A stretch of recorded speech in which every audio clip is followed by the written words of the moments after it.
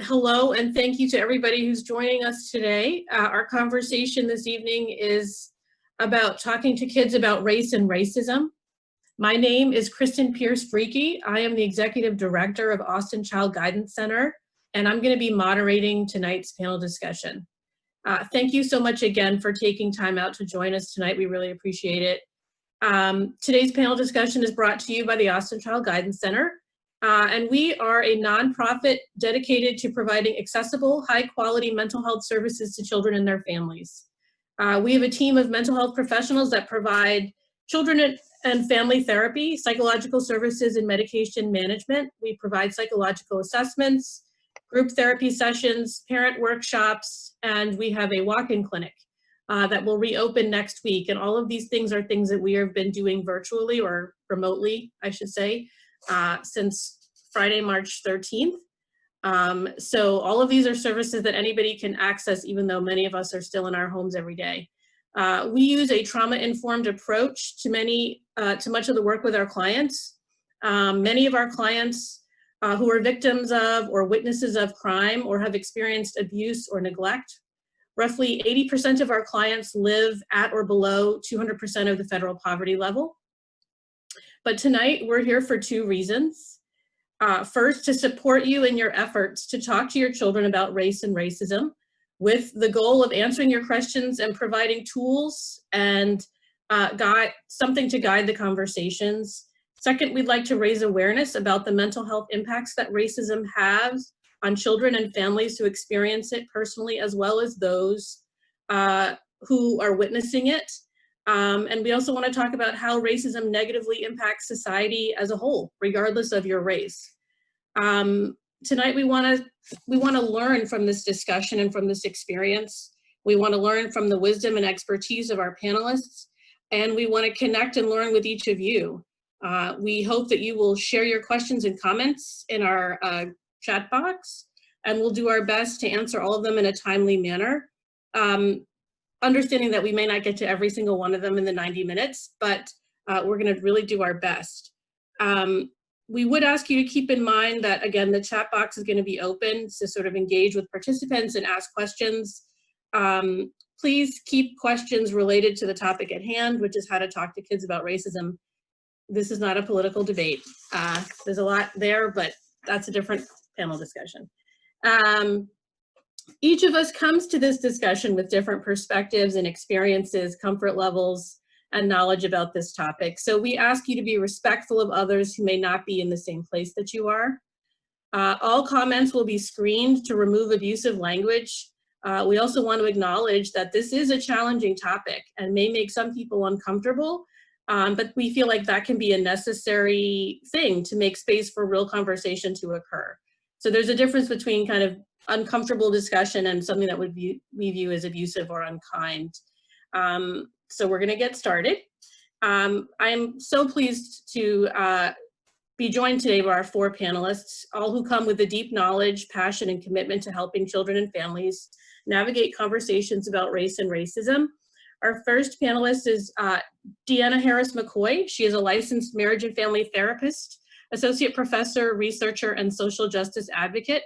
She has over 10 years of clinical experience with diverse populations and disorders in a variety of clinical settings.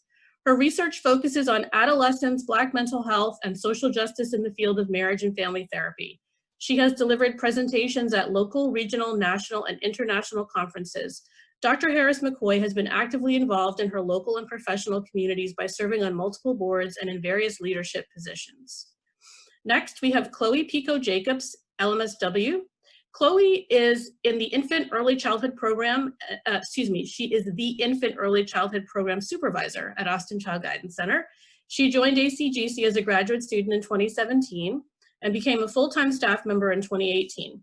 In addition to providing clinical services, Chloe leads the newsletter committee for the Trauma Informed Care Consortium of Texas. She considers social justice and anti-racist practices to be critical components of mental health work and community well-being. Next, Starla Simmons, LCSW, is a clinical assistant professor and field liaison at the UT Steve Hicks School of Social Work. She is strongly rooted in social justice and racial equity with a passion for supporting the vitality and resilience of communities of color. She is experienced in holistic practices such as ecotherapy, mindfulness, and trust-based relational intervention. Starla facilitates training in Austin for nonprofits around the topics of racial equity, social justice, mindfulness, and ecotherapy. She has over a decade of experience working as a school social worker, providing a range of direct care services to students, families, and staff. She worked as the liaison and coordinator for Austin ISD's school mental health centers, providing consultation and operational support for school-based therapy services at 19 middle and high schools. In the community, Starla has served as the Austin leader for the national nonprofit Outdoor Afro, which celebrates and inspires Black leadership in nature, and served as board chair for Mama Sana Vibrant Woman, a local nonprofit that provides pregnancy and birth support to women of color. Finally, Kama Bruce is a seasoned K-8 teacher, educational leader, researcher, consultant, and social justice advocate in AISD and independent schools. Kama is currently the division head at St. Andrew's Episcopal School in Austin, Texas. He has over 20 years of experience in elementary educational settings, working with students, families, and educators of diverse background and experience. He has presented at local and national conferences regarding educational design, curriculum reform, and social justice in education.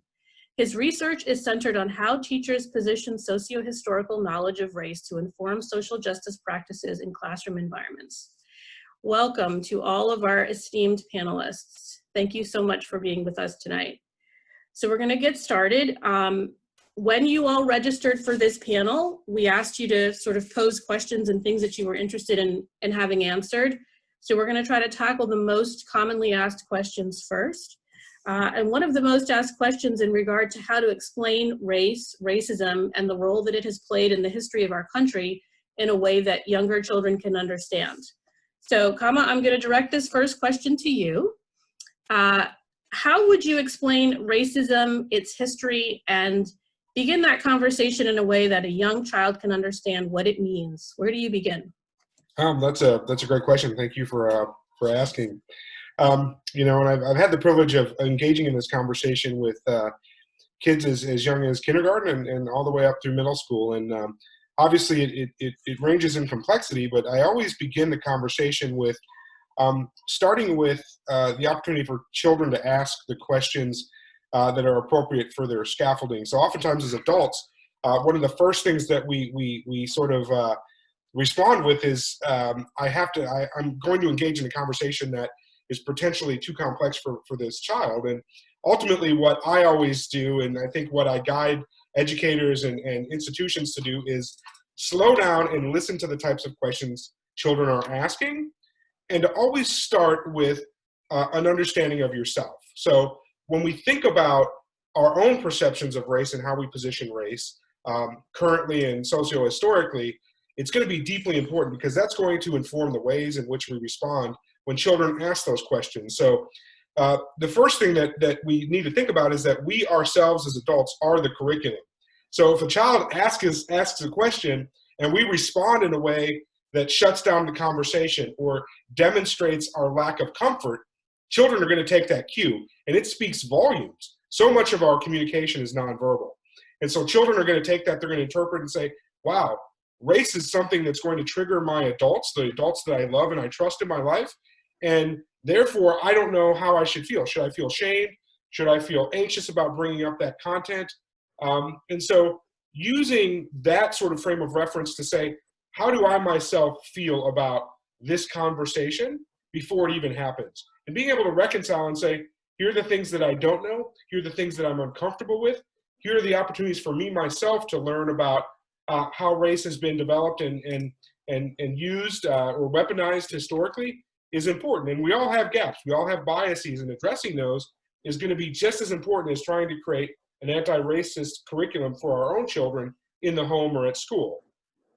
So that being said, allowing a child to lead. So we often will use, especially with really young children, we'll use literature, and I often will refer to this as windows, mirrors, and sliding doors to give children an opportunity to start to experience and understand different perspectives within their own community, within the communities that they see referenced in media, perhaps in their own school if that's represented, in their lives, in their churches, all the different spaces that children occupy with the adults that they've grown to know and love. And the big piece here is to say, when I use literature to open up that conversation, especially with young children, I'm able to model and ask questions. So a great book that we could use, and I often use with young children, is called The Last Stop on Market Street. It's about a youngster who's riding the bus with his caregiver, and there's all these different types of people riding the bus, and the child is noticing things about the people on the bus and bringing those things up, and the caregiver is responding. And what that allows and opens up the conversation is that children can start to make observations. And it's okay. In fact, it's a natural inclination to make observations about the people that we see on a daily basis. What we don't want to do is use those qualifiers to make misinformed judgments. And that's where you get to see the difference between race and racism, is that we need to be able to very, very delicately make sure that children understand and don't feel shamed about noticing race and skin color and other identifiers, and that they also then feel and understand that those differences are something to embrace versus something that we judge people by. And so allowing kids to say, oh, well, look at that person's skin color. And then you can say, tell me more. Or look at that person's hair. Well, tell me more. What do you notice about that person's hair? Right? So you're responding in a way that doesn't add any specific value or qualification to that, but rather saying, I'm embracing the fact that you're noticing that. And I'm not attaching shame, I'm not attaching judgment, I'm attaching this opportunity for you to say, I've observed these things, and now what do I do with that information? And that, I think, is a key difference. And I've had this conversation recently with a group of fourth graders in relationship to understanding the difference between race and racism. And that you cannot be anti-racist, you cannot challenge racism in the systems in which you're a part of until you begin to recognize race. Because otherwise what happens is children will actually disqualify other people's experiences and narratives because they are taught not to recognize race. And so, one of the ways I talk about it is when you walk into a room, it's okay to notice that you see somebody wearing a red shirt or that somebody's got these really sparkly shoes. In the same way, it's okay to notice that you see different types of gender portrayal in the classroom, that you see the fact that people have different types of hairstyle and different types of skin color. It's the same thing, and being able to say, you notice all of those things. But what's not okay is to judge and group people in really deleterious ways because of those observations. And so to be able to say, it's just fine to see race. It's just fine to be able to see gender performances. It's just fine to be able to see what people are wearing and the ways in which they're behaving. What we don't want to do is take that information and use that against them to group them or to oppress them in some way or take away privileges and rights. And with young children, very specifically, we can talk about that in a framework of fairness and exclusion and inclusion. And that's something that they're acutely aware of all the way up through about third grade. Kids have a very tight lens focused on fairness, right? This is fair. And you hear it if you've got young children at home when they're fighting over something, this is fair, this isn't fair. Talking about it in that way will really help children start to grasp that, just because someone has a specific skin color or qualifier doesn't mean they should have less access. And so you can open up that conversation and provide questions associated with that and say, you notice that this person has this skin color. Did you see anything else about that? Did you see something in media? Or if they're seeing something or hearing something on the news, to be able to say, this is an example of, you remember when we talked about skin color the other day, when you brought up those questions, this is an example of how skin color is used against people in a way that isn't fair. And this is a cumulative conversation. So I don't want you to, as adults, expect that one conversation is going to solve this, but rather it's a skill set that not only you need to have and will grow and get better at as you practice it, but your children will get better at it as they learn about it, practice it, and employ it. And so the idea of saying, I can go back and reference that previous conversation when we were reading Last Stop on Market Street, when we made it okay to notice the different qualifiers and identifiers of individuals.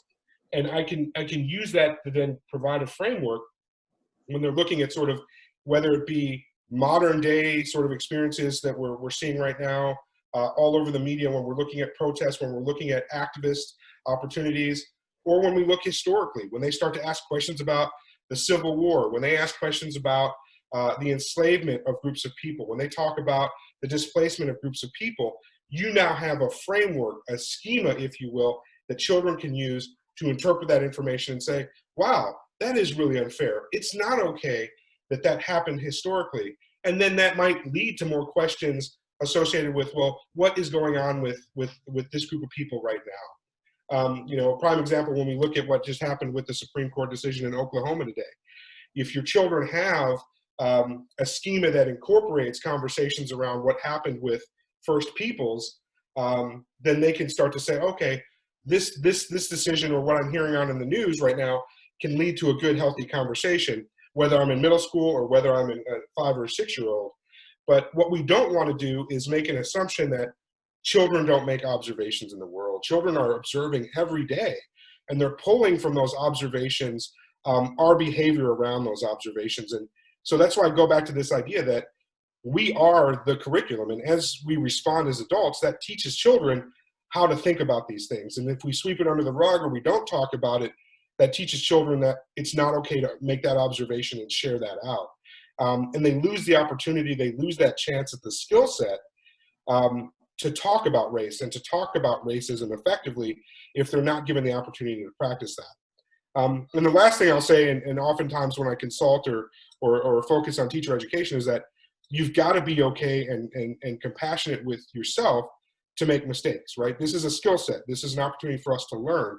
And so the objective here is not that you have all the answers, but rather that you're human and that you're learning. And so one of the best things that you can do is, if you feel like there's gaps or there's opportunities, maybe you don't know what redlining is, or maybe you didn't hear about Black Wall Street, or, you know, some of these things that you're hearing pop up in sort of the current sort of media environment, you might say, I want to go and learn about that. And you make that really public with your child. It's okay to let them see that you are learning about this and that you are growing your knowledge and that you're engaging in this discussion internally, because that's a really good script. That's a really good curriculum for them to have, is that to be a student of history means that you need to continually ask questions of your own knowledge, so that way you can better engage with the world around you and most certainly be a more active citizen.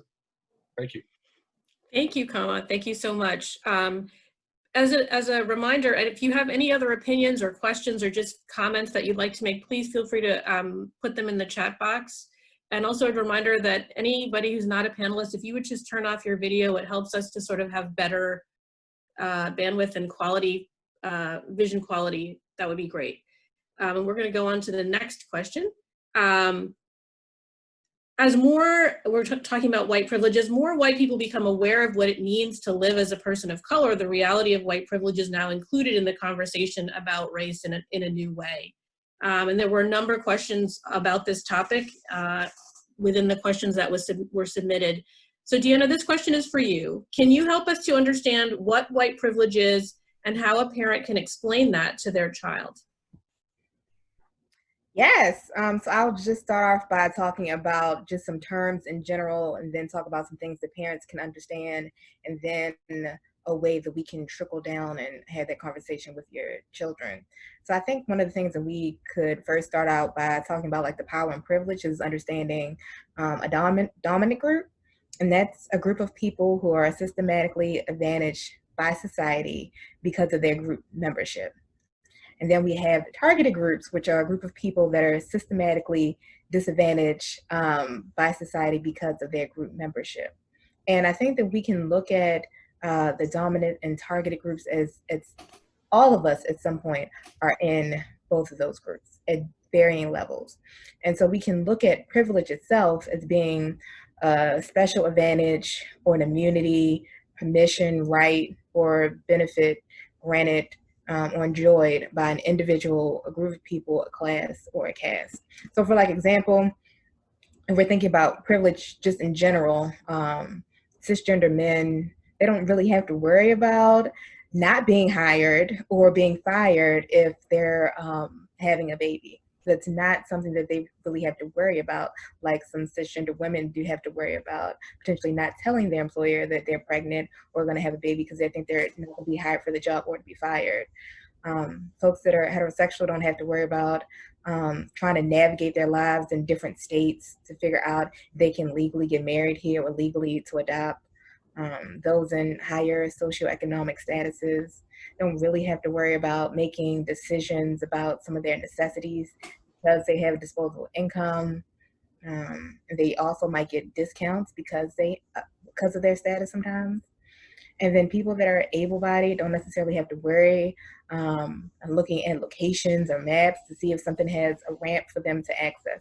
So they're, at some level, we are all in different dominant and targeted groups. And so if we're talking about like white privilege specifically, so that's the special advantages, immunity, permission, rights or benefits granted or enjoyed by people that are phenotypically white. And I think where people focus on are like the special advantages with white privilege, because I know there are people that are socioeconomically disadvantaged. They're saying that I don't necessarily have any privileges because I'm white, because I'm still in poverty, and so I'm still treated a certain way because I'm in poverty. But there's also some immunities that people receive or some other benefits that people receive just because they are white. And so like one of the examples of some people could just walk through the grocery store and find a snack or like a bag of grapes or some kind of fruit snacks for your child. You can just open the box right then and there and start eating it without worrying about somebody walking up to you, or not worry about somebody like following you in the grocery store, because it's always assumption that you're gonna pay for it, that you're not stealing items or products. And then I think we then have to think about our social location. So that's our intersection of our dominant and targeted groups, because we get different power and privileges with the intersection of some of their being in the dominant and targeted groups. And I think that's this really great quote from Patricia Hill Collins that I really like about the intersections of being in dominant targeted groups and how we can all play a part in understanding it.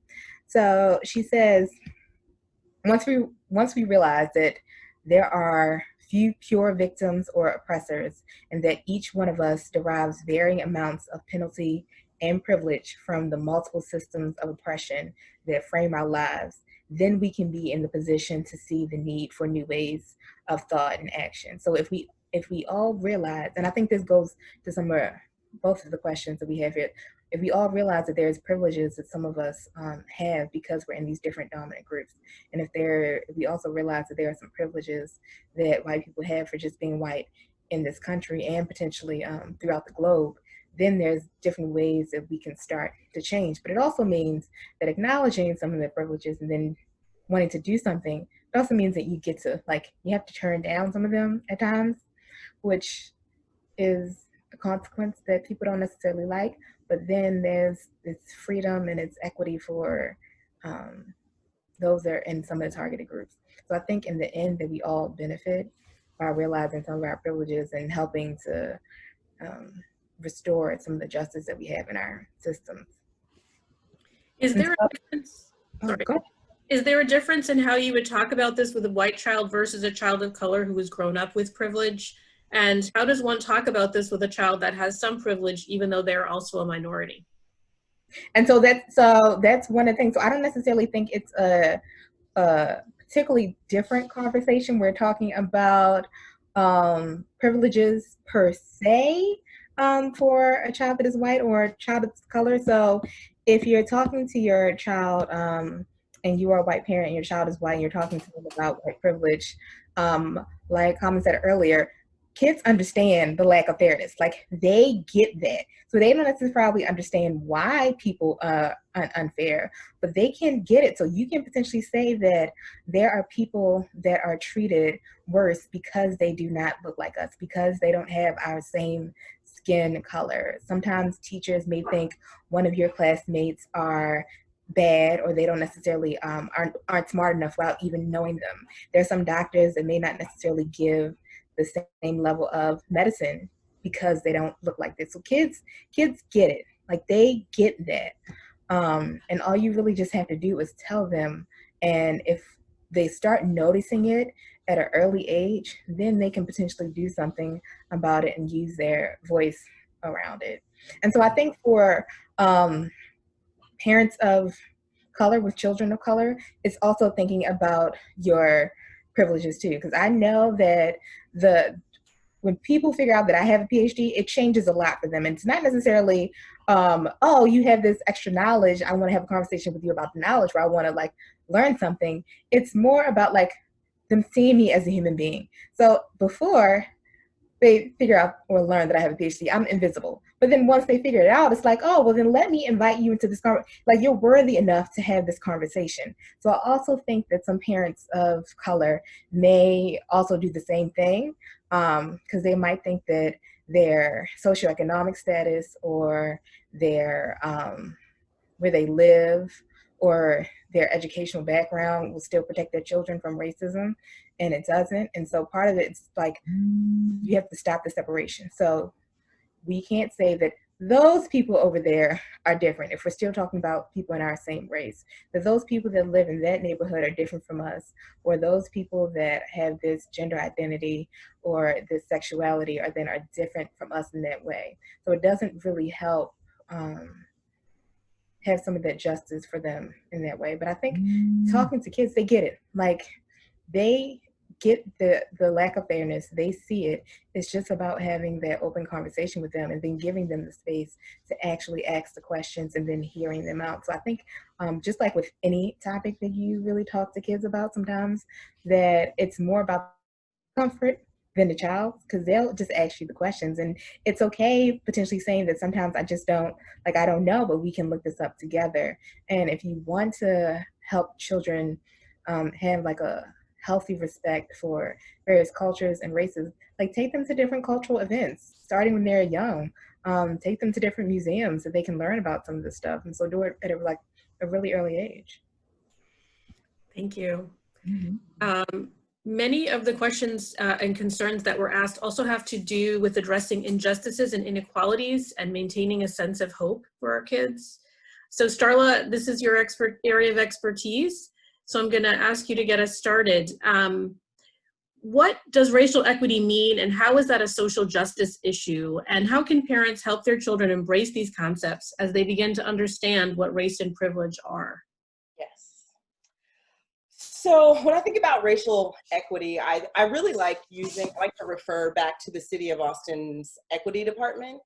And they really talk about it as being a condition where no matter what your race, no matter what your race, that does not determine the outcomes for your health, for your life. So whatever you want that to look like. So I think a lot of people, even more so now, are really seeing the disparities in this country. They've been there since forever, and there's, on purpose, and there's reasons behind that.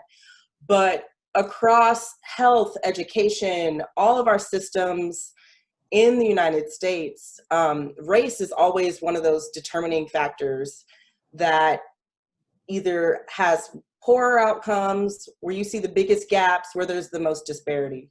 And so if we have racial equity, then that means we're at a point where it doesn't matter if my Blackness doesn't make me, have worse health outcomes. My Blackness doesn't determine whether or not I'm going to get into this program. And I think that's the conditions of the world that we're really trying to achieve. And so if you think about social justice, I think social justice people think, like it's this moral hierarchy, but it's really about like, we want to actually level the playing field, because the United States was created on such a hugely unlevel playing field. We need to figure out, racial equity helps to bring that up. And so if that's what we're working towards, then we really have to be looking at the systems. We have to be looking at not just internally what we're doing, how we're viewing people, how we're treating each other, but systems and policies have to be changed in order to reach that, racial equity. And then there will truly be, justice.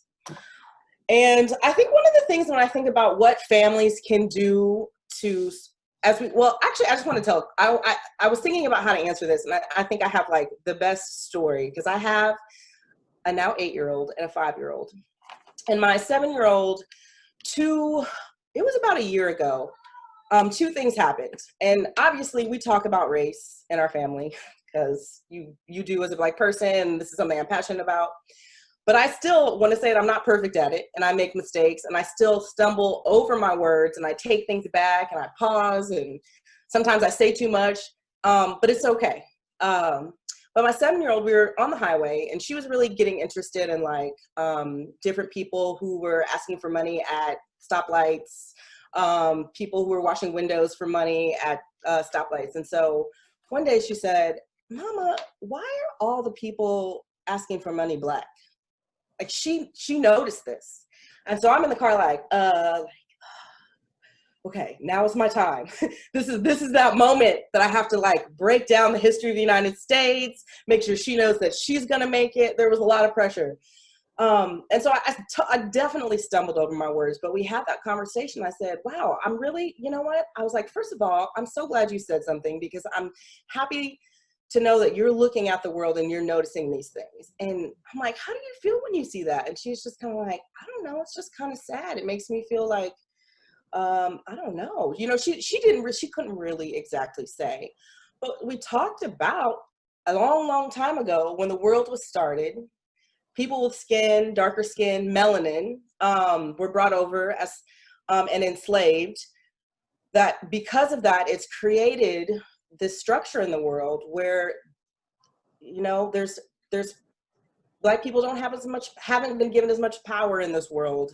And so we see things where we see more Black and brown people who are homeless, more Black and brown people who are in jail, and people are working to fight that, right? So it was like, and this is the state, and people are constantly working to fight that.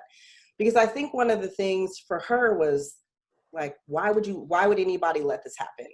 Because children they're not inherently born with this like power dominant narrative that's really learned through observations, through actual policies, through parents. And so I think that it is really important for us to kind of break it down as simply as we can to let them know that, yes, this is the state of how things are, and people are constantly working to undo that. And so one of the things, you know, I took my kids to a car protest, and that was also a really interesting experience, because we had to have this big talk about what Black Lives Matter means. Like, how do you explain Black Lives Matter? Why didn't they matter in the first place? That doesn't even make sense. And so really talking about it through power and privilege, but then really emphasizing the ways that people are dismantling that and the ways that we are fighting against it. I think that's really important to talk about that, and to show, to demonstrate, and to bring your kids with you.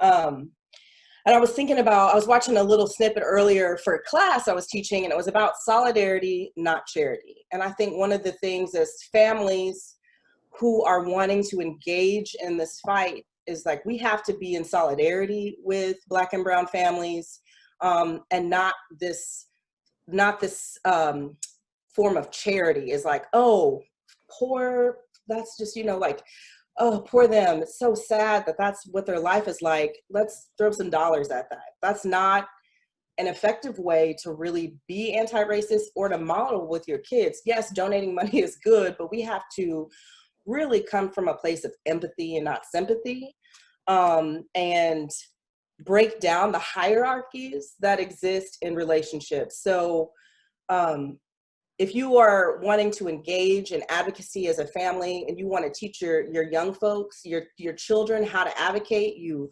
teach them how to use their voice. I think one reason so many people know something is wrong, but they don't know how to step into their own power to speak against a system. And so I think I'm all about the youth. Like, the youth will save us. The youth are going to save us, because they have guts, they have drive, and I see the young people that I've worked with, like, whoa, they're talking about things that we would have never talked about, you know, in my age, and I'm still pretty young.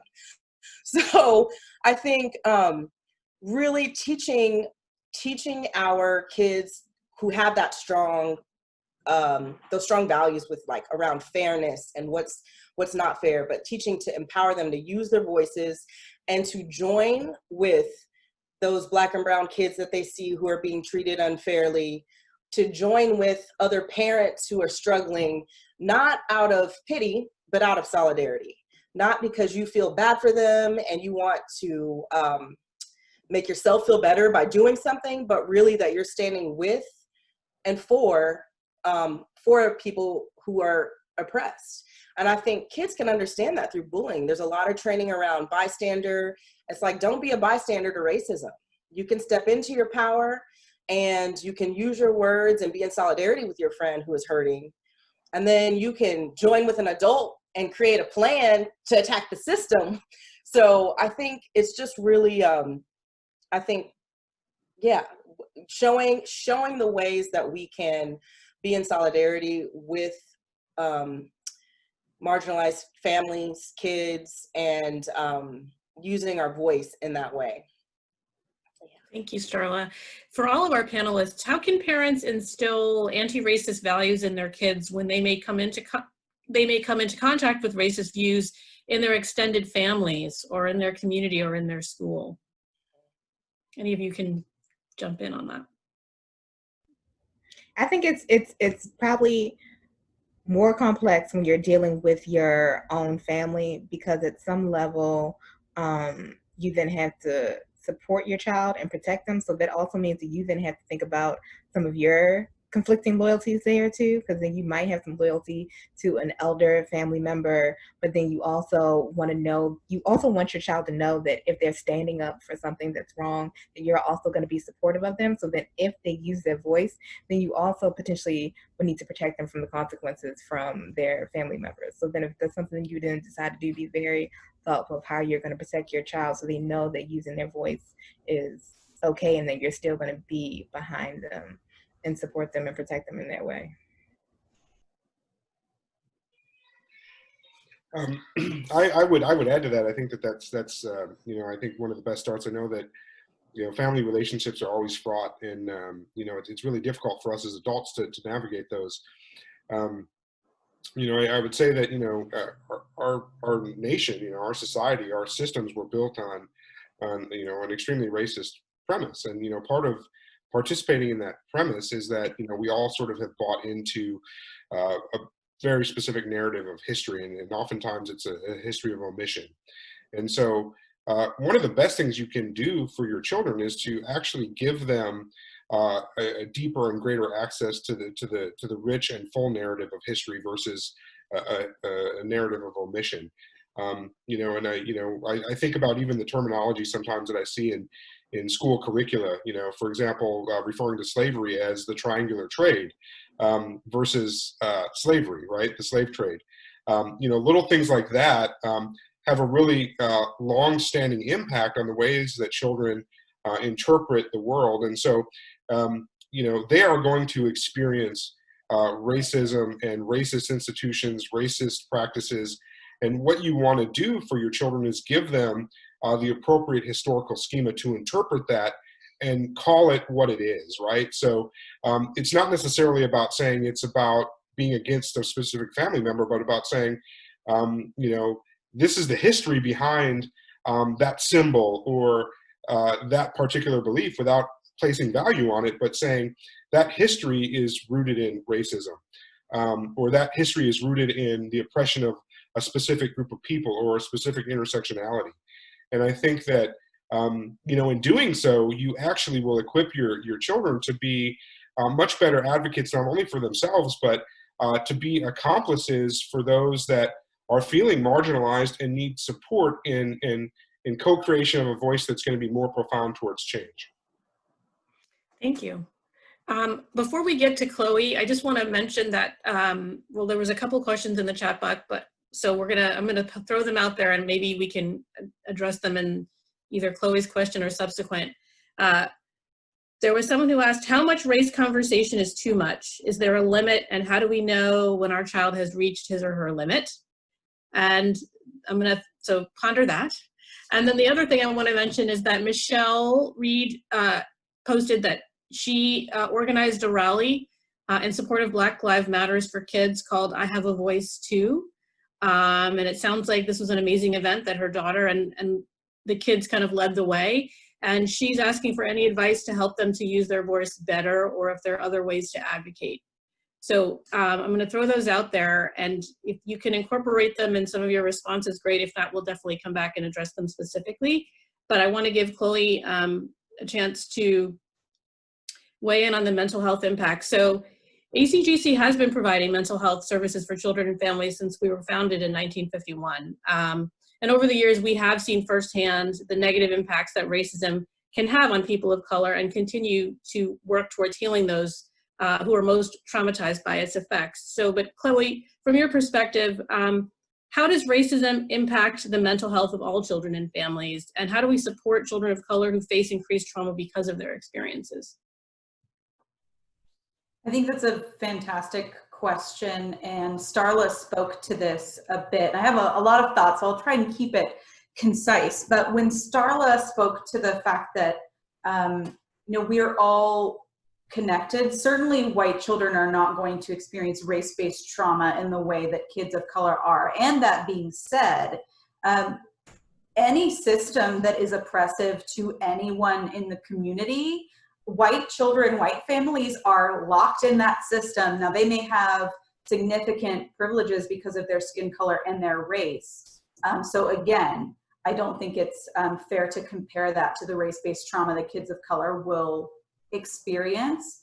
And I truly believe that it is damaging and distressing long-term to feel trapped in a system where anyone might be unsafe during an encounter with law enforcement, that children are taught, this is something that we can trust. And even for a white child to learn, wait a minute, these kind of go-tos, these things that should comfort me, there are people in my community that could be harmed by this, that might lose their lives. They are part of that system, even if they experience it differently. So I truly believe that there is a mental health impact for every single child, including white children. Any system that relies on oppressing others to gain power, to be successful, from a mental health perspective, I truly believe we see that as toxic. We see that come up, and in the recent weeks and months, as these conversations have become more common in households and more frequent among children of all backgrounds, I think we have seen the distress from white families. Wait a minute, we are all tied in this together. This hurts, this does not feel good, I want this to change. And so that is true for everyone. Now, of course, we know that there's tremendous disproportionality in terms of race-based trauma. We see that at Austin Child Guidance Center on a regular basis. I think there are a few things, part of the question, Kristen, if I heard correctly, is how do we address this? And I really invite the other panelists to speak to this, because obviously my experience as a white woman, as a white professional and white therapist is really specific. So I really invite the other panelists to weigh in here. But something that I feel I can do is certainly create a really intentional space for those children and families of color to say, hey, I recognize this. I am not an expert, but you are an expert on your experience. And I, as a person with a lot of power in this room, as an adult, as the professional, as a white person, am creating that space really intentionally and trusting you, taking your cues, and you are always, always welcome to bring anything related to race and identity to the space, and also welcome not to. And I'm kind of placing that in your family's hands. So I think that is step one, is really validating that I, as the professional, see this as real, as impactful, as a critical part of this child and this family's mental health. So I think that is step one, is being intentional there and really trusting the child's cues and the family's own expertise on their experience. But again, I would be really open to having input from the other panelists on that. So before I open it to the other panelists, I'm curious for your opinion, Chloe. How much race conversation is too much? And is there a limit in your opinion? Well, I mean, my gut says no. This is never too much. And at the same time, of course, we have to be realistic with children's well-being. Again, parents know their kids. Parents can read their children's level of distress. And even if it's not about the child's distress, but we can see them sort of fading, like they're getting distracted, they're not fully engaged in the conversation anymore. That might mean it's too much. Not that we can't revisit the next day or the day after that, but if you can tell that you're just sort of monologuing to your child and they're no longer engaged in the conversation, that might be a signal that it's too much. Now, that being said, I think for white children in particular and white families, being uncomfortable, just like you said at the beginning of this panel, Kristen, being uncomfortable and being truly distressed or being having a trauma-related trigger are very different things. And I think it is important for white parents in particular to hold that discomfort, their own discomfort, so that they can encourage some uncomfortable conversations with their kids.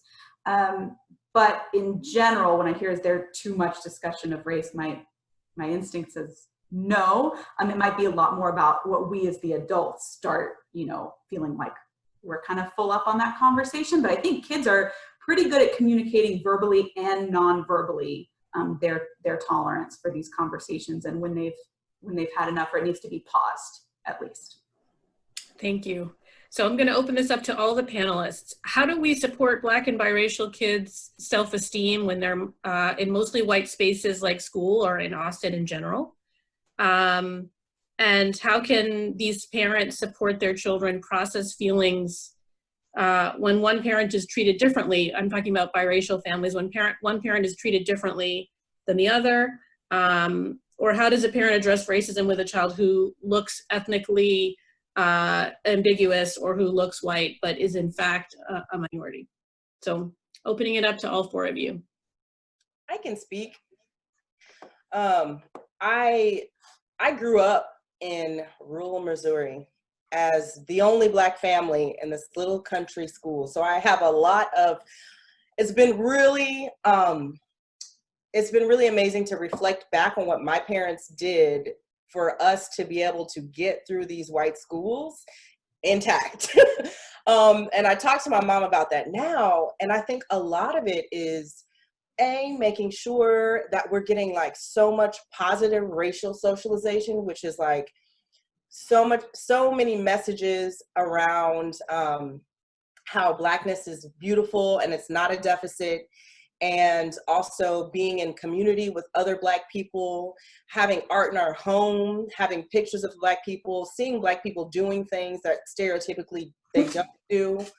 That was all such an antidote to us and the racism that we experienced, because my parents always conceptualized too that this world is so much bigger than just our little neighborhood. And I know working in East Austin schools for so long too, talking to the other children saying, the world is much bigger than the East Side. And there are people who look just like you all over the world who are doing amazing things, and you're connected to them, and being able to just have that exposure knowing that the world may be treating you, white people may be treating you a certain way and saying things about you, but that's not who you are. Let me show you who you are.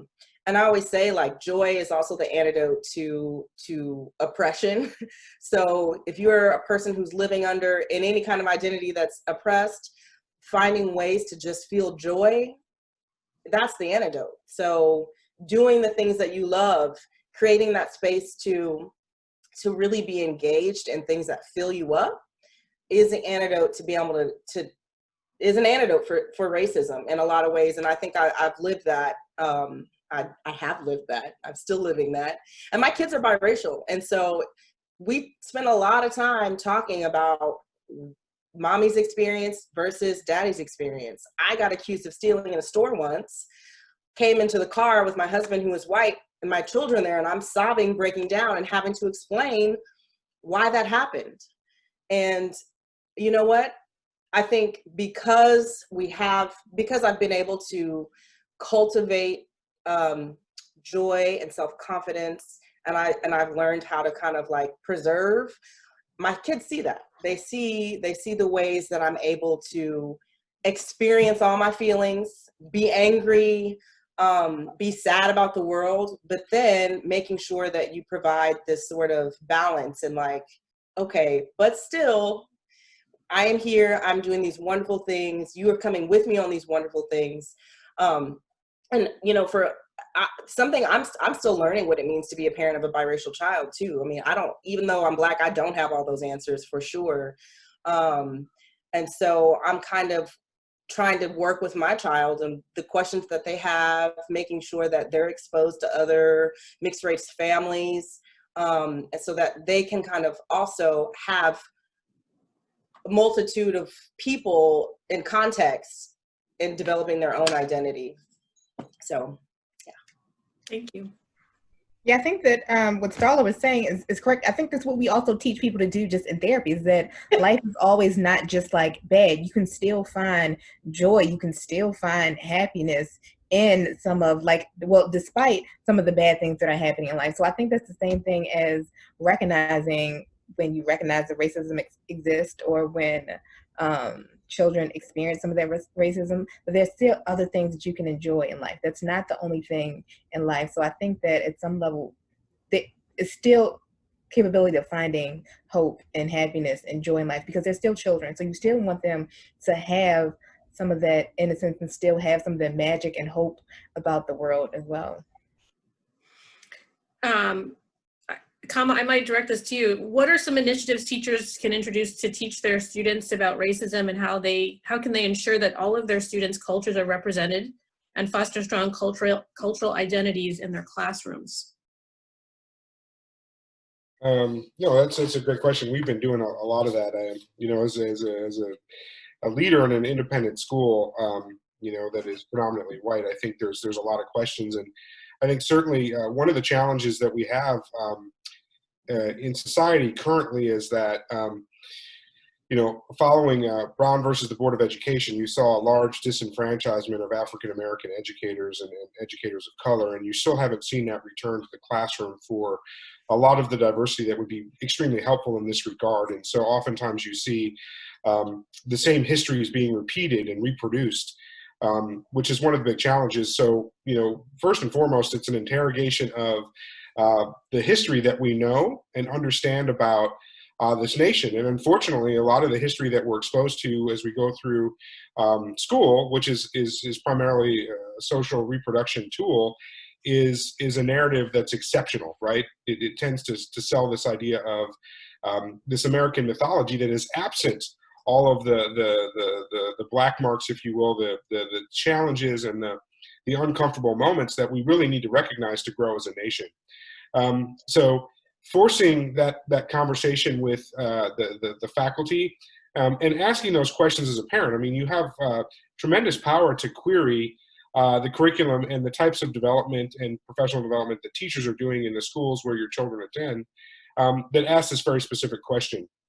What are you able to do to make sure that your teachers are more self-aware about not only their own journeys, but the journeys of different identities through history in this nation? And that is going to be a really powerful question, because you know, there's really no talking around that or you know, sort of creating some sort of politic answer. It's either we're doing that or we're not. And then secondarily, you know, really asking the question about not only what types of material are you bringing in, but do you have sensitive policies towards grading and feedback in the classroom? So there's a lot of pedagogical tools that address difference and access and oppression in the classroom that, if they're not queried, continue to create negative self-perceptions around oppressed identities. And so, you know, there's a lot of research around this, and the idea is ultimately that what you want is you want teachers who continue to challenge and grow their own practice around an awareness that there are a wide variety of identities, and that we want to create really constructive experiences for all of those students in our classrooms versus destructive experiences. And so there's a huge danger in just a single narrative, teaching the way we were taught, teaching the content that we were taught without educating ourselves further. And it's a huge amount of work. And what you want to do is ask your schools what types of resources they're dedicating towards this. It's not about just saying, well, we had a book study. it's about asking, well, how much time have you dedicated as a school to process that? And what are you doing to give your teachers time to do the introspective work, to recognize who they are as individuals, as professionals, that gets them on the journey to become a teacher who is more aware of the different types of students that are in that classroom, that populate that school, that populate our community writ large. And it's not easy work, and every teacher is in a very different space. You know, the one thing that we do know, and it goes back to this idea of privilege, is that oftentimes privilege is about not having to be uncomfortable. Privilege is about not having to recognize the advantages I do have. And so, you know, this idea of saying that, you know, everyone has a racial identity, everyone has an identity along all of these different qualifiers, and everybody has privileges and challenges and moments of oppression associated with their identity, can help with that work. But I think, you know, starting with using your own agency as a parent to really press your educational institutions to allocate and dedicate resources, and not just monetary resources, but time for teachers to do this work. And then to prioritize it as a key value set, in saying that, you know, it's not about saying you have, you know, some sort of diversity, equity, and inclusion statement, but how are you actually adhering to that? And what are you doing to challenge the curriculum as much as you can at the local level at your school, to create a space that is accommodating and is about creating a positive self-image for the students that come through those hallways. Thank you. That was really great. Any other panelists have anything they want to add on that before we move on? I would, Go ahead. sorry, if we have No, to go Chloe, for sure. be brief. But I think, in addition to what Kama said, I've been thinking a lot of looking into some curriculums like teaching tolerance, and there is a wonderful podcast with Showing Up for Racial Justice that talked about white teachers in particular feeling the sense of urgency right now, which great, keep it up, but trying to kind of leapfrog over their recognizing their part in that system. So it's not just what we teach, the curriculums that we choose, how long we're spending, but also whether it's as a therapist, whatever profession you're in, but especially if you're working with children, as educators do, being willing to really pause and look at, you know, themselves. Again, I'm speaking specifically for white teachers, and think, okay, well, it's great to have this teaching tolerance curriculum, and I'm sort of preaching this to children and giving them an opportunity to discuss, and then to turn around and maybe have disproportionality in the kids that I send to the principal's office, or the kids that I find likable, or the families that I find, you know, educated, whatever that means. And that sort of thing I feel is really necessary before even moving on to like, okay, what curriculum is the best? Because there's so much work to be done, and we could do a lot of unintentional harm if we try and skip that step. Thank you, Chloe. That's important. There was a question in the chat box. How can reoccurring themes of oppression be tied together without losing cultural context or overemphasizing exceptions to the rule? How do you teach what it is to be passing and be proud of all heritages and privilege and the importance of standing up for other classmates and friends? That's a mouthful, but I think this is someone who's an educator or has been an educator, and getting a lot of requests from peers about how they should talk to their white children about our country's shameful systematic oppression of Black people and other people of color. What are resources and tools? It's a lot there, but take a step, anybody. Can you repeat it one more time? Surely. How can reoccurring themes of oppression be tied together without losing cultural context or overemphasizing exceptions to the rule? How do you teach what it is to be passing, or to be being proud of all heritages and privilege, and also the importance of standing up for other classmates and friends? We'll start with that.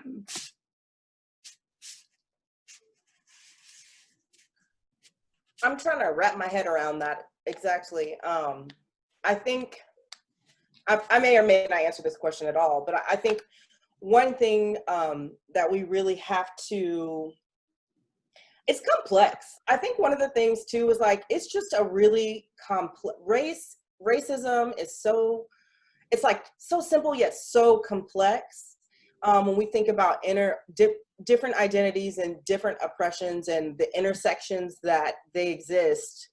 And I think sometimes it's just like, I think about my students, I mean, they're graduate students, but still, we just talk about the complexity of it all. I mean, you don't have to break it down to simplify the issue. I think giving time to really fleshing out the ways in which this is complex and how it shows up is important. And I don't think that I really answered that question, but I'm not sure I quite understood the question either. However, I do think it's kind of getting at the complexity of all of the different ways that people can and are oppressed in this country, and how they keep popping up, and at every point in time, one more, oppression is more popular than the other. Like right now, it's all Black Lives Matters, and then people will, hopefully not, but people will, that'll slow down and other things pop up. And I think it's just, we have to just be honest about the complexity and give it the time and space that it needs to kind of untangle some of those things. Yeah. Thank you. I think I got multiple questions kind of lumped together, so my apologies for probably making it more complicated than it necessarily was. I think, but if anybody else wants to jump in, I think another kind of piece of that, or the next one was, if I'm understanding this correctly, I think it's like in a classroom setting when there are kids that, obviously a diverse group of students in any particular class, you want maybe kids with more privilege to feel proud about who they are and where they come from, regardless of where that is, while also sort of being supportive and to those that have less privilege or who come from marginalized groups. And how do you teach children to be proud of who they are, but also sort of allies to those that, are in a more kind of targeted group? I think part of it is that still understanding the multiple forms of oppression, and then just because at one point in time right now we're talking about Black Lives Matter and we're supporting that and we're rallying and advocating, doesn't mean the same people that aren't a part of the Black Lives Matter movement or Black aren't still supporting First Nation individuals around some of their land rights, around water protection, or that we're still not supportive of people in the LGBTQ community around a lot of death around some of the people that are trans. So you can still support multiple marginalized groups at the same time and still have those conversations. So just because you support one or talk about one doesn't necessarily mean that we can't talk about multiple. So I think that was part of the question about how do you still talk about oppression in general without only focusing on like one cultural group per se. But I think part of the conversation around the privilege is recognizing that you then have some. So then I can be very proud that I have a doctorate degree, but then also understand that there are some things that people may treat me differently because of it. And so there's some things that I probably won't then accept because there's this difference in there. So I know that this is privilege that I have, and some things that I just can't help because it's not that I am giving myself these privileges, is that the world is giving them to me. And so therefore then that's how then do I use those privileges to bring voice to other people, or to bring other people in the room with me, so I don't have to talk for people, that people can talk themselves. So how do I use it to be an advocate, an ally, and a co-conspirator, and all of that? I'd love to be able to sort of address it. It sounds like some context for the question was really associated with how middle schoolers frame racial identities and oppression. I had the blessing of being able to teach in a middle school classroom for years. And one of the things that I was able to do was sort of frame the entire course around one central question, and that's whose narrative is missing.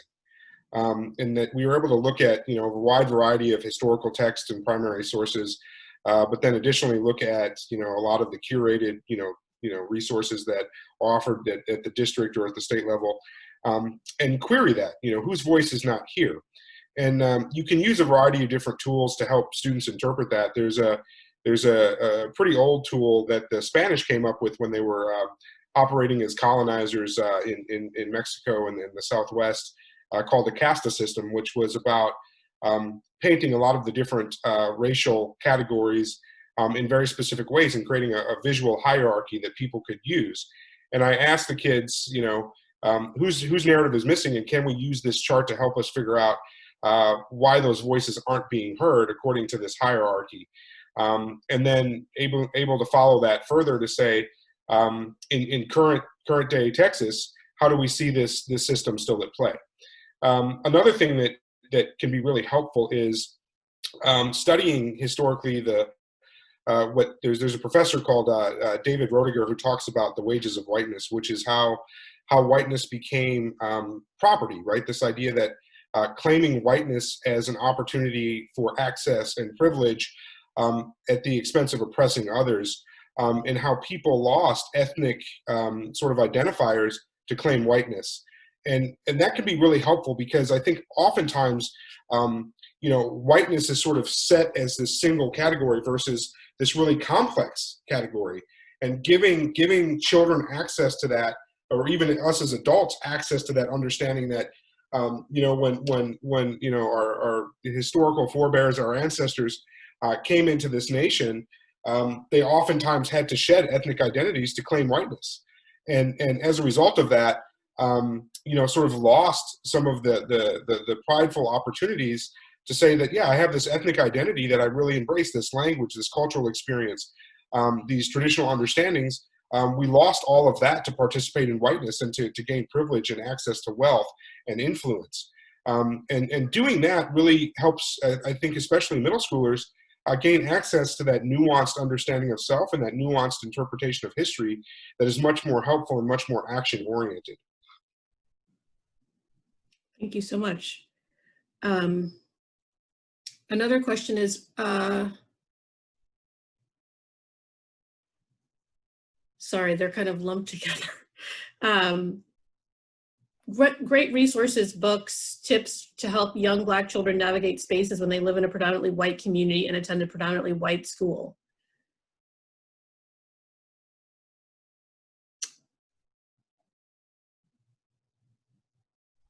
I'm living this on a daily basis, so I'm going to talk about this, if that's okay, just a little Absolutely. bit.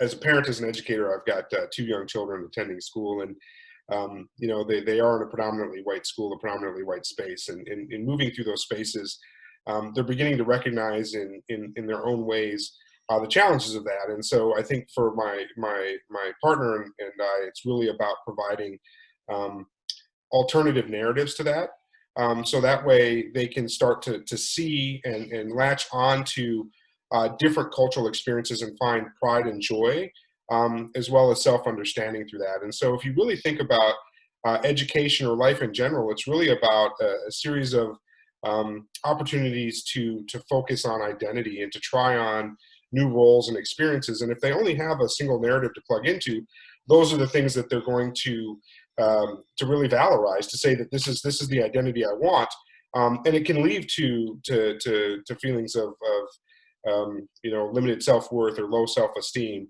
or low self-concept. And so the idea of saying, there's all these other narratives that are available to you, there's all these other individuals in your life that represent and give you a counter narrative to what you're normally seeing on a daily basis is deeply important. But then also asking questions, when children start to raise that, if they start to say, I wish my hair was straight, or, I wish my eyes were this color, or, conversations like that, we often will ask, well, tell us why. Tell me more about why you think that's a trait that you want to have. And unpacking that oftentimes will lead to a challenging of that stereotype or that assumed identity that they think is going to be better. And I think that it sometimes it's really shocking, especially as a parent, to hear that and feel that. And oftentimes we'll broadcast that and say, what do? I just lost all the oxygen in the room. But really to say, this is a really, this is a question that's coming from an experience that they've had. And this is my opportunity to provide access to another narrative. And, if it means that, we need to sort of scale back and talk a little bit more about experiences that they can go back and say, yeah, you know what, that is in my well. That does help me better understand that I do have a lot of really good positive experiences that help me feel like my identity is secure.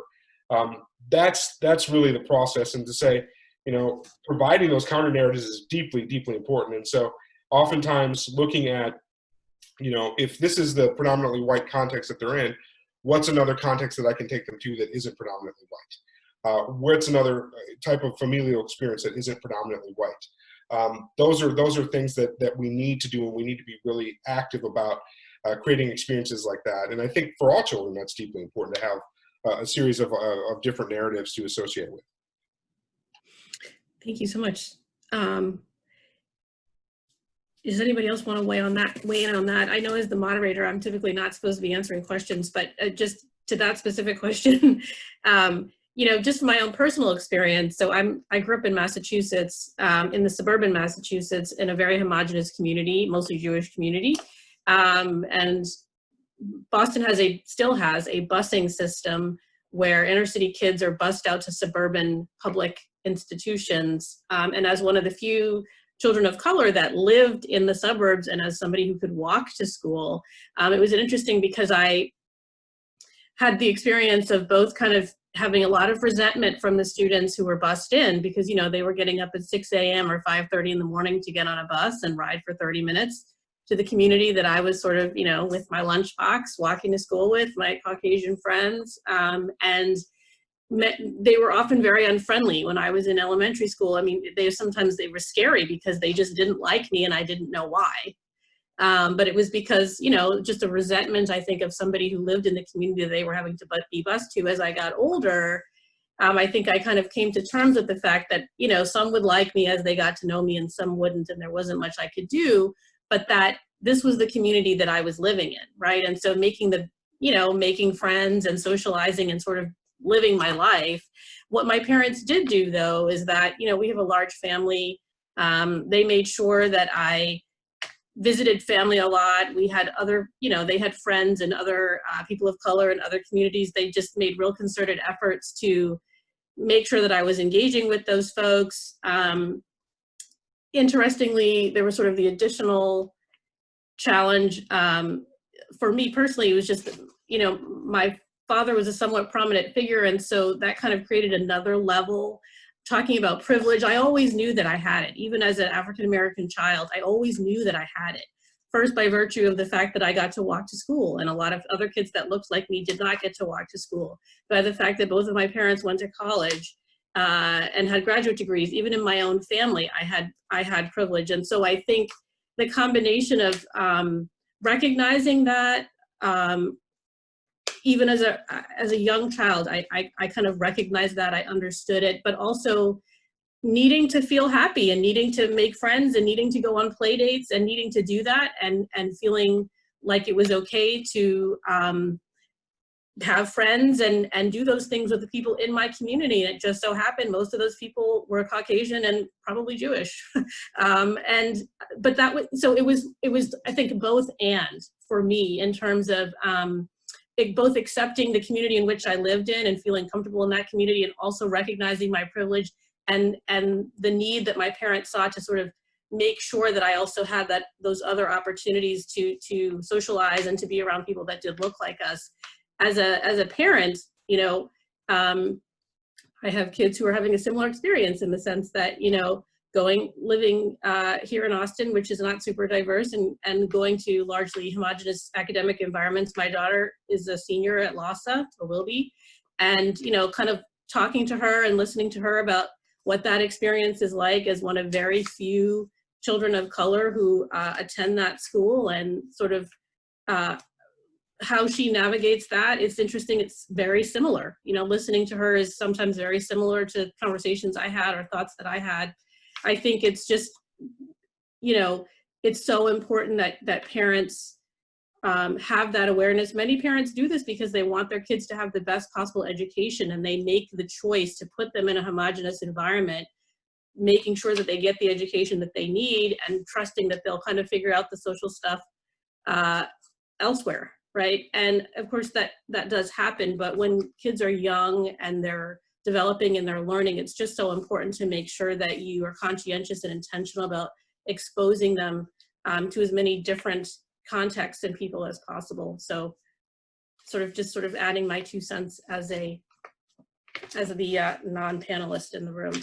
As we have about 15 minutes, I just wanted to see if we could kind of just go over some of the takeaways. We had a lot of conversations and concepts, but I just want to make sure that we kind of give some people some takeaways. So some key, I'm going to ask the panelists one or two keys about starting this conversation, how parents can start this conversation with their children about racism, and how to incorporate anti-racism discussion in everybody's home, but specifically in homes for white people, and so that they can kind of really foster that allies in their children and their families.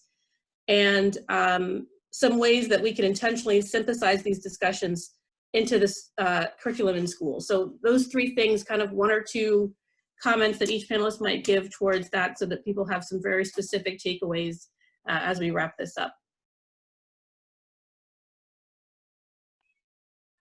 I'd say, you know, for me, starting the conversation is about making it okay to observe, making it okay to notice and to talk about that, and to always meet children where their questions are. Don't over-assume. If you don't understand the question, pry a little bit deeper, ask clarifying questions, but don't overcomplicate it. You know, that doesn't necessarily help a child make meaning in the world around them, and oftentimes they're looking for a little piece of information to complete a scaffolding or an experience that they've had. So always ask those clarifying questions to sort of get at what it is that your child is asking. And then if you don't know the answer, broadcast that, let them know that, but then also engage in your self-education publicly so that your child can see that happen.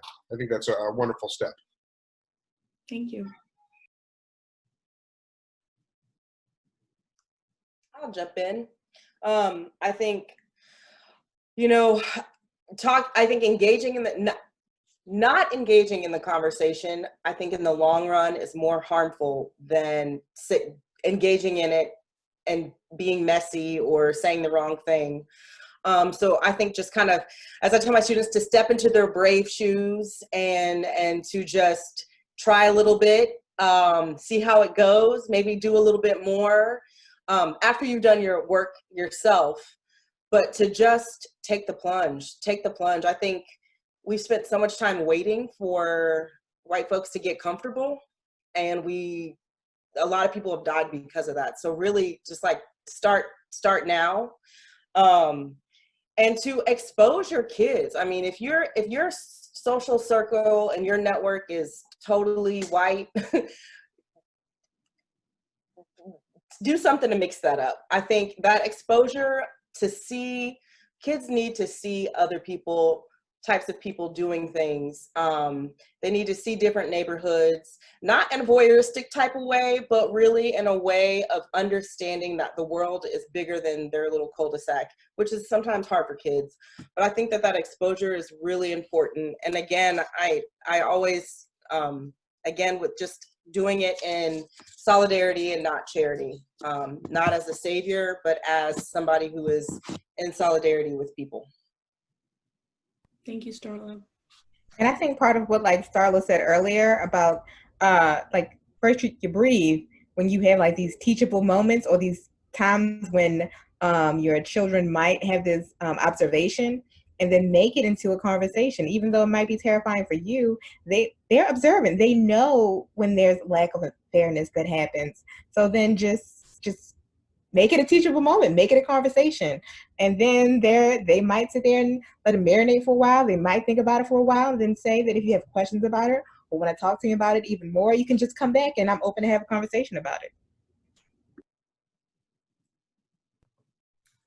I think we all spoke to this in some sense or another, but especially for white families, white adults, educators, mental health professionals, parents, that this is about sustainability and long-term solidarity and allyship, and we are the models of that. And so if right now with this great sense of urgency, we communicate to children, you know, we're an anti-racist household, or we're reading this book or whatever it is, and then it drops off and we don't find ways to cultivate this as a practice every single day in an ongoing conversation, whatever that means to each individual family, kids are going to see that. They will pick up really quickly that it's not actually that important. And so I totally understand, even in myself, the temptation to fill our bookshelves with the best academic literature on racism and race. And that's a very small piece of the puzzle, but really building lifelong sustainable practices for anti-racism, particularly for white families. And then I'm also going to borrow a little bit what Starla and Deanna spoke to, because it's not something that I thought a lot about, but I think it's so important, the idea of the joyfulness of all communities, but for white children to prevent that sort of savior, helper mentality, is to recognize the strengths and the joys of people that don't look like us. I think that's a really important part of the narrative that often goes missing in our intention to be helpful or do the right thing. So thank you both for that.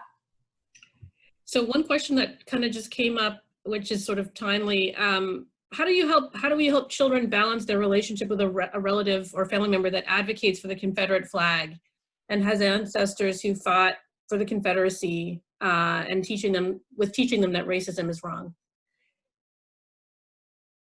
8 minutes.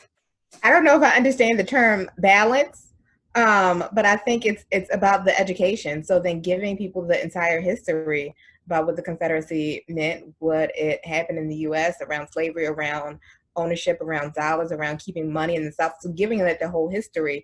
So then if they then want to go have a conversation with their family member, they can have a knowledgeable and intelligent conversation around it, or just saying that you don't necessarily have to listen to what this person is saying. So I may not leave my child with this person alone, so they can't really defend themselves in that way. But again, navigating family relationships is complex sometimes, so got to pick and choose your battles. Anybody weigh in on that? Oh, go ahead. Yeah, certainly. I think, and as an educator, I've seen this in really harmful ways when we don't talk about it, and when we don't give our children the frameworks of interpreting those types of racist experiences appropriately. And so, and I think, just to support what Deanna talked about very directly, which is that you've got to be able to give children access to the appropriate interpretation of history, and not a history of omission or a history that valorizes symbols over the truth, right? And so I think that that's going to be really important, is that it's going to be a fact of life that children are going to inherit racism. What we do want is we want children who can identify it and when appropriate, use their privilege to call it out and challenge and disrupt it. Obviously with their safety in mind, but certainly that, what we truly want is we want children who can be anti-racist, and we don't get there by not talking about it. It's a cumulative skill set. And, part of that is the history, understanding the history. Secondarily, it's learning the language. And lastly, I'd say, and probably perhaps the most important, is that, we learn to listen. And that's one of the things that's been lost as far as an art form in this nation, is the ability to have effective discourse, because we do not listen to each other. And so as adults, modeling the ability to listen, and it's not about agreeing, it's about listening and listening to understand.